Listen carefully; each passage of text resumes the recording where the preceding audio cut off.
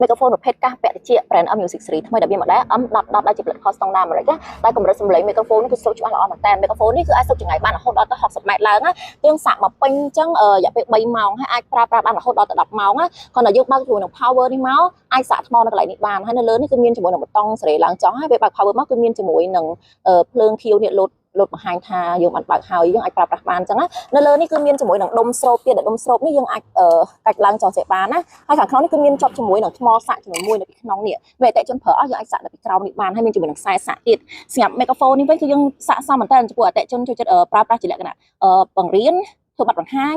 live តឬក៏ច្រៀងលេងកម្សាន្តនេះគឺរីកចម្រើនខ្លាំងមែនតើគឺងាយស្រួលប្រើប្រាស់ដែលអត់ចាំបាច់កាន់និយាយកម្រិតសំឡេងនិយាយថាពេញចិត្តខ្លាំងតែម្ដងអញ្ចឹងលើធ្វើតែសំឡេងផ្ទាល់ណាគឺយើងដោតចូលជាមួយនឹងរុនមិចនឹងមកហើយចាប់ផ្ដើមអាចនិយាយបាននេះ